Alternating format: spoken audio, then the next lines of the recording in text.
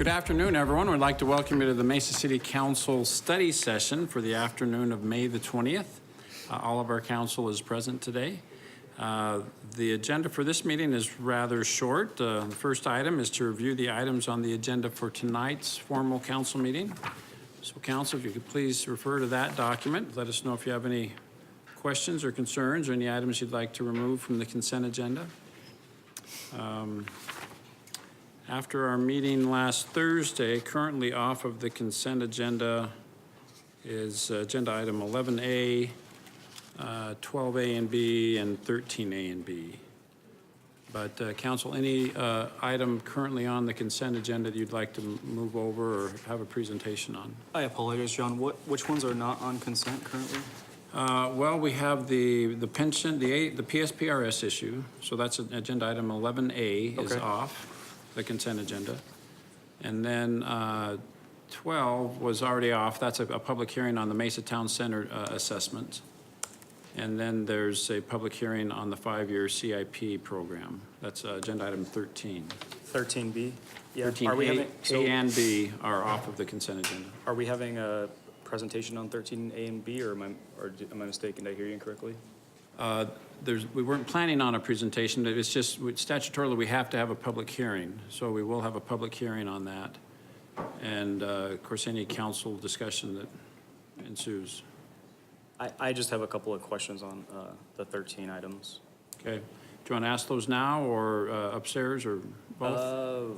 But whatever we prefer, down here. Sure. Go ahead. So the CIP, this is for the duration of the next 5 years or the next 6 years? You should have 5 years. The agenda says 5 years.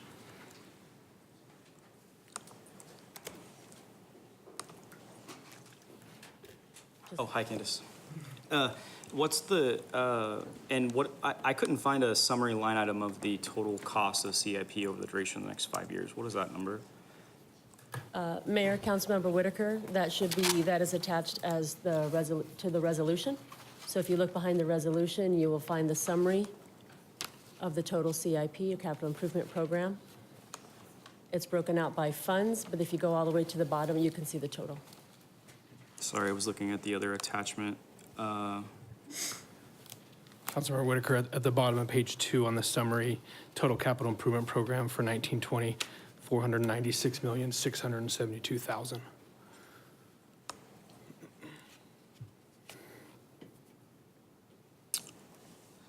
Sorry, I'm just not finding it. In the resolution, Exhibit A, the second page of the PDF. Yes, the very last page. The very last page, and then it's toward the top. There's a subtotal line there, or total capital improvement program. 1.8 billion, is that correct? No. If you're looking for the 5-year total, or just the next year? Yes, what's the next 5? I mean, we're approving a 5-year capital improvement program. So, and let's be clear, Right. Mayor and Council, because you'll notice that there's purpose in how we articulated this. We're by the charter, we're required to give a 5-year CIP, so that's what this does. But like in a lot of CIPs, there's a lot of overlap with the amount of dollars we have authorized to, from the citizens of Mesa to spend on CIP. So we've made a distinction in the subtotal of projects that have been authorized, that the dollars have been authorized to spend. And for the next year, and Scott, correct me if I'm wrong, that number is $227,851,885. And that's blending all CIP. So it's both the enterprise fund and the general fund. Okay, and so we start seeing some of the projects coming on that were authorized in 2018, but most of it is from prior bond elections in 2013, 2014. So that's what's been authorized. So we've identified those projects where we have identified funding for this next year and for the subsequent 5 years. Then below that, we have identified the beginnings of the discussions that we'll have with council in the fall about the possibility of identifying projects for the utilities. And while we've made that distinction is none of the funding, and that's why it says future bond authorization. So these are just beginning of staff's kind of wish list of identifying needs in the utilities. We've done this before. I can assure you that it probably won't look like this in the fall. We'll come back to council. We're going to be discussing the needs and conditions of our utilities and the demands going to the future. We look at a lot of issues related to growth. We look at the life cycle of our plants. So we have a number there for that total over 5 years. And for the, so Scott, the total number for this year, oh, I guess there wouldn't be any this year because There wouldn't be anything. the election wouldn't be until November, is that right? That's correct. Okay. So it wouldn't be until next year, 2021, we'd start seeing funding. Again, these are placeholders that through the engineering department and departments have identified some projects just to begin the conversation. But it's not accurate to say that the city is planning on spending all of this in the next 5 years. We still have to do sensitivity analysis on rates. We have to determine our ability to spend this much money. I will tell you in the last 3 years, the city has spent on, what was the 100 million was from that was water? That was Signal Butte. Just in water, in the last 3 years, we've spent $100 million in the last 3 years. Prior to that, we spent only $50 million per year. So we have to kind of figure out what our throughput is. So anything over 100 million will be pushing us, so we'll have to look at that. So all those things will be discussed in the fall. But this gives you at least a beginning of kind of, and we've identified the projects in here that we're looking at for the next utility elections in 2020, if that's what council will support. So I guess to clarify, are we approving a 1-year CIP or are we approving a 5-year CIP tonight? So, Mayor and Councilmember Whitaker, what you're approving is a capital improvement program. It doesn't actually approve the individual projects. It's a program in total saying these are the needs that we've identified as a city over the next 5 years. These are the needs that we believe are currently funded, or we have identified funding for these projects. The other projects are projects that are needed by the city, but the funding has not been identified yet, meaning we don't have future authorization. Even within the fiscal year 1920, of those projects, each one of those projects will come to the council individually for their contracts, whether it's design or whether it's construction for the various pieces. So approval of the capital improvement program does not approve an individual project. That project will still come forward to full council for approval. It's really approval of an overall plan of what the needs are in the city and how we intend to meet those needs. So the overall plan of staff, as it sits today, is that over the next 5 years, we need $1.8 billion in capital expenditures. Is that, give or take? What's the variance? 20%, 30%? How? So I'll give you an example. So last time we did a utility bond election for all utilities was 500 and what total authorization? 560. 560 million. And that included the expansion of a major water treatment plant and a wastewater treatment plant. 560 million was probably the largest one, Scott, that you've seen? Yes. So the reality of being able to do something that large again was probably, one reason that we had to is because we were doing plant expansion to manage growth and upgrade our systems. Coming back to council, I think it would be unlikely that we would see something of that magnitude again, at least, no more than that, but I suspect it'll probably be somewhere south of that number when we start having the discussions in the fall. So, According to this Exhibit A, staff is requesting, I guess at the current time, $1.84 billion, but we're making the comparison to how much capital we need before around 500 million in new bonds. So, I mean, can we get a revised CIP then if this one's incorrect, so that we're not approving a CIP that's inaccurate? Mayor and Councilmember Whitaker, this is the capital improvement program as outlined by the needs of the departments. It is a rolling document. It is updated every year. So right now, anytime we go into the year of looking at a possible bond election, we want to make sure that we're identifying all the needs of the city so that we can go through and prioritize those needs as part of that election process or pre-election process. So as the city manager mentioned in the fall, we'll be coming back to you to actually talk about, each department will come up and talk about the individual projects and prioritize where the needs are and take another look to see where our growth and our capacity as well as our replacement needs are. So at this time, this is the best look into the next 5 years of what we anticipate the needs are. Again, we'll be prioritizing this and discussing this more with council in the fall. But Councilman Whitaker, to your point, this is a gross overstatement of what we could ever do. And it probably is not the best way for us to present it to you, but it was essentially an unconstrained effort by the departments to kind of say, if we could get everything we needed in the next 5 years, here's what it would look like. Now, we have to take that, we prioritize it, we run it against the sensitivity of how much we could actually push through our system and our capacity to manage. And I can tell you that right now, annually, as I mentioned, annually, we're getting just over $100 million. Well, you can see every year here in the proposed number, it's less than that. The simpler thing would be to do is just to zero this out. And if council wants to make a motion to take that out, we can do that. This is a planning document. It doesn't affect authorization. It doesn't affect debt burden. It just says, here's a planning document. We could delete all of that section of future bond authorization and just defer that to a conversation in the fall. We'll come back to you and we'll begin to populate those numbers again. If that's easier for council so it avoids confusion, let's just not adopt everything that relates to future bond authorization, and we'll just come back in the fall and have that conversation.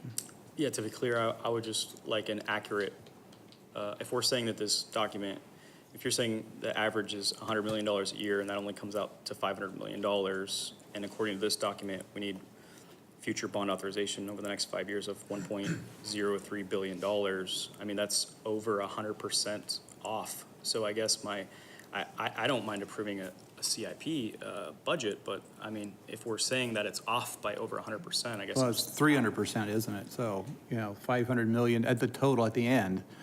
So. No, I'm saying I guess- if they're saying, I guess it depends on what numbers you're comparing, because I'm looking at future bond authorizations of 1.03 billion. Correct.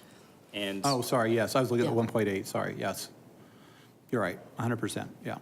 And So again- if you want to amend and delete this section, I'm fine with it, but it's just intended to be a placeholder for discussions. All you're doing is adopting a program. I think the intention of the charter is just show the council, at least show the community, here's what planned projects are, but ultimately, the council will make final decisions on these amounts in the fall, and ultimately, the voters will make the decision when we present to them the final projects and the totals. But it's intended to be a planning document, not a adopted per each project or these numbers. That's why we separated them and pushed them below the numbers that have been authorized. And Mayor and Councilmember Whitaker, again, this is not a state requirement that we adopt a capital improvement program. This is a City of Mesa charter requirement that does require that the city manager presents a capital improvement program to the council each year on an annual basis before the actual final adoption of the budget. And so it's a charter requirement. This is presented to council and therefore adopted or approved by council that we have a plan in place. Okay, well, this is on our agenda for upstairs, so I think upstairs or now we could decide either we like the planning document approach or we err on the side of identifying everything under the sun that could possibly be considered, or if we want to change the character of this to be something more definite. That's the advantage of this document here today. It allows anybody to come and look at all the possibilities of projects that could be considered by the council in the fall. And so at least everybody would know everything that was on the table, and then eventually know which ones got moved forward and which ones got delayed. So in some ways, it's a tremendous amount of transparency of saying, here's everything that we would think about over the next 5 years. I guess the only question I would have is which of these projects are not optional, right? Like for instance, we have 2020 water bonds. The water department wants $536 million. So if we're gonna say that these aren't accurate, then I guess my question would be to the water, wastewater, streets, gas, and the electric departments. Well, if these numbers aren't accurate for the next 5 years, then tell me what the accurate numbers are of necessity of projects that you have to have in order to get by. Otherwise, how can I project my next 5-year budget if I don't Right. know what's needed? So that's why we'll come to you in the fall. Again, this is not creating any authorization, it's not creating any budget, it's just a planning document. It allows us to at least explain the possibilities of projects coming forward. It creates no other obligation to that. I'll give you an example. We presented a CIP to council 4 or 5 years ago that showed these water treatment plants and the water treatment plant at Signal Butte being built out, right? And so there was $180 million or whatever that, $120 million in the CIP. As we moved along, recession hit, we said, not going to work, and we pushed it out further. So these documents are very living documents and allows us to move things around. Again, this was an unconstrained review, and we will go through the prioritization, we'll go through the sensitivity analysis, and then we'll present to council a list of the projects. But again, if this is concerning to the council, it's intended to be a planning document and just disclose. It's not intended, we probably should round the numbers instead of making them look so perfect, because I can guarantee you those costs will not be the same cost as are being shown here 3 or 4 years out. Yeah, and I'll just make one last point. I mean, so if we're determining our capital improvement project for the next 5 years, and as it pertains to the enterprise fund and the amount of money that we're transferring from the enterprise fund to the general fund, then it becomes relevant because, right, if you're taking money out of your enterprise fund, but we're not keeping enough appropriate money in the fund to pay for future capital expenditures, then it becomes relevant because we need to know what accurately the next 5 year of capital expenditures look like, or how can we responsibly determine how much money we have left over to remove from our enterprise fund over to our general fund. So again, Mayor, I'll just say it again one more time. Yeah. In the last 3 years, we've contributed more to the capital of the utilities than any prior 3 years before that. $100 million every year, irregardless of the transfer. We've made a commitment to the utilities unlike any other time in the city's history. We've doubled it in the last 3 years. So I think it's been significant. We want to bring to council a CIP plan in the fall that will address concerns of prioritization, whatever it might be. And so we're willing to do that. If this is an issue, I don't want this to be an issue. We can just delete it out of here, and we will bring back a list in the fall. Yes, Mr. Freeman. Well, Mr. Brady, I like it. I like the snapshot. I like to see the budget for each enterprise fund, and I like it here. So I'm in favor of leaving it here because it increases my knowledge, and I can work through it over the next couple of years. Mr. Brady, we've done this I've been on council 5 years, right? We've done it every year. Yeah, and yes, and I think if we go back and look at last year when we were prior to anticipate, how did we handle the parks and streets in the prior years? We've identified future projects in the past too. We just Correct. identified that there's no funding identified is what I can't remember the terms we've used. Mayor, This is a Mr. common practice. Mayor, Mr. Brady, what we did was, we put them in as placeholders, and then we noted as a footnote that it required both council and voter authorization in order to proceed with those It's projects. just how we've done things. If this is bothersome going forward, but this is kind of how we've done it to be very transparent about, here's all the things we're looking at. Sure, to me, it sounds just as scheduled activities. When the money comes, or we go through a bond, then we decide to go that route. I think we should just leave it.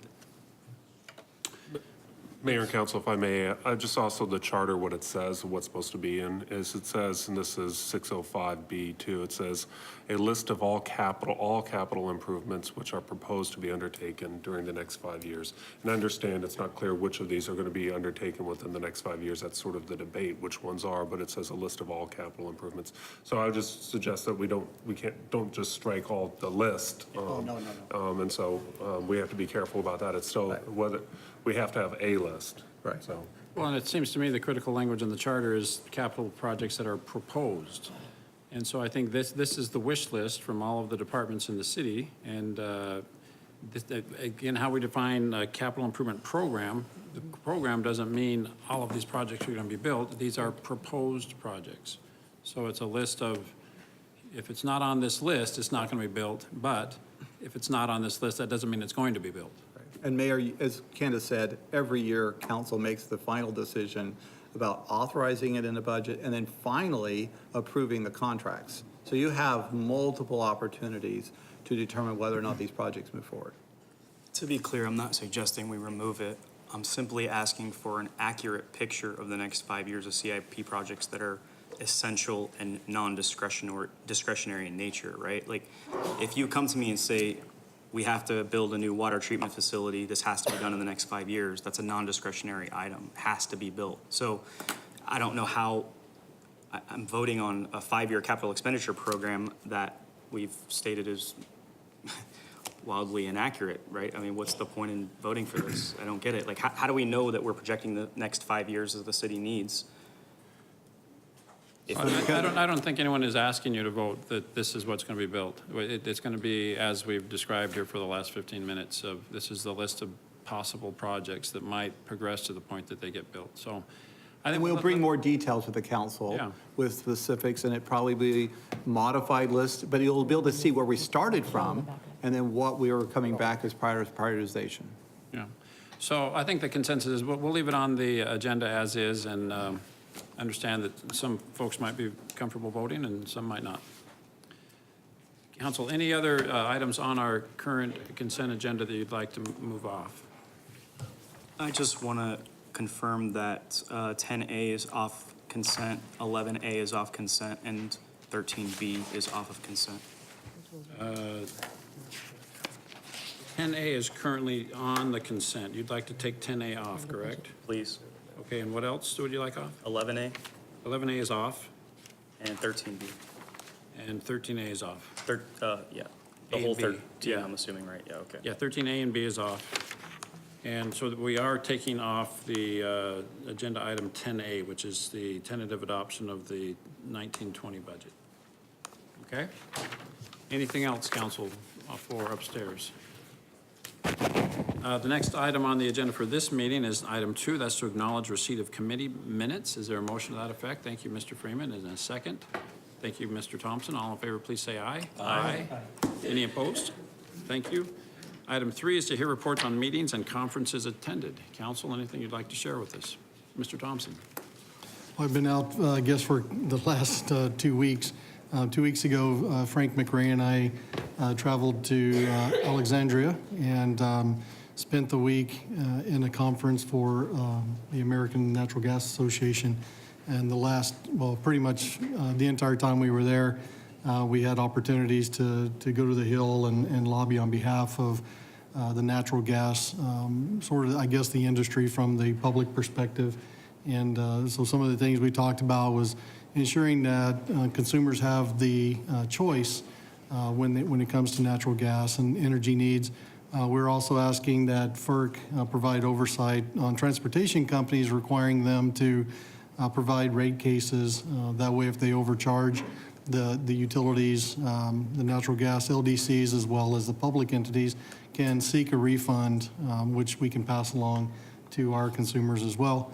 And then we also asked for reauthorization of the historical funding levels to the Pipeline Safety Act. Those dollars trickle down to the Corporation Commission, who provides oversight for pipeline safety statewide, as well as into Mesa. And so I think it was a time well spent visiting with each of our congressmen and senators for Arizona. So thank you. Thank you. Anything else to report? Mr. Luna? Yes, I had the opportunity to welcome international visitor leadership. Travis Cartwright led a group from Bangladesh, Kazakhstan, Germany, and Tunisia. And it was a great opportunity. They were interested in our smart cities.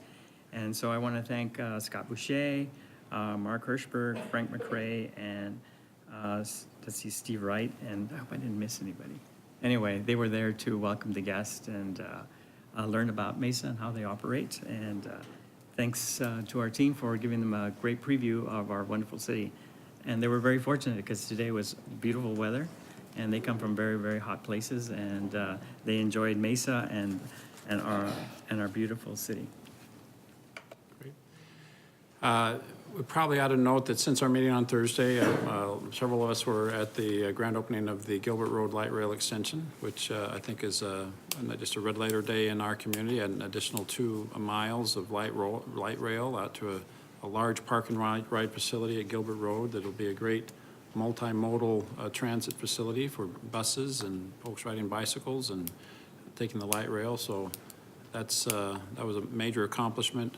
Lots of staff, lots of prior councils and mayors have worked to make that event happen. So congratulations everyone who was involved in that. And I'll just note that last night I had a lot of fun attending the Mesa High School Baccalaureate. I should have picked Jen up on my way, loyal Jackrabbit. But congratulations this week to all of the graduating seniors at the high school level. And we've already talked about the great commencement we had at Benedictine a couple of weeks ago. So busy time of year for a lot of families.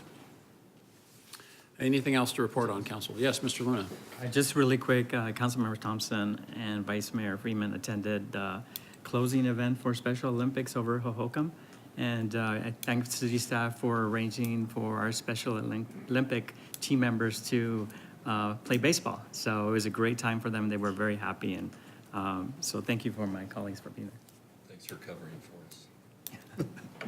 Glad they got to use that great facility. All right, anything else we'd like to comment on? Jen? A couple of things also on Saturday after the light rail opening. I attended the Mesa Police Department's mental health fair at Benedictine University, which was fantastic, of all the community partners and taking the stigma out of and creating the knowledge about mental health.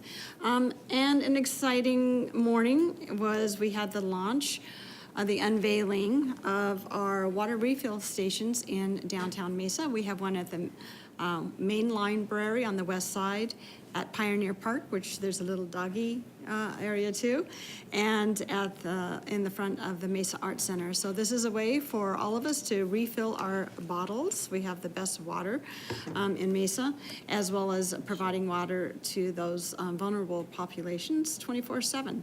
So that's an exciting thing, and you can also, the public can contribute to the hydration campaign that we have in Mesa through many of our community partners, like United Food Bank, the Mesa Chamber, also on the city website, to provide water bottles to those outside of the area, as well as our expanding our water refill station program. So thank you to the Water Resources Department and their innovation in getting this going. Thank you. It is now. Thank you. I'm sorry, I should have mentioned that. So yeah, this is a citywide campaign, so the next time you're in a grocery store, please consider grabbing an extra package of bottled water and contributing it to the United Food Bank. Our goal is 400,000 bottles over the course of the summer. There literally are people who die in the Valley of the Sun due to the combination of extreme temperatures and dehydration. So this is a critical issue in our community. Appreciate your support. Council, anything else to discuss under this item? The next item, Mr. Brady, tell us what our schedule looks like. Just a reminder, we'll have a study session this Thursday, May 23rd at 7:30 a.m. And very exciting news, the pool season will open on Saturday, May 25th. All right. I hope it'll be warm enough. That's right. Today was a little chilly. All right, is there a motion to adjourn this meeting, and we'll reconvene upstairs? Thank you very much. All in favor, please say aye. Aye. We are adjourned.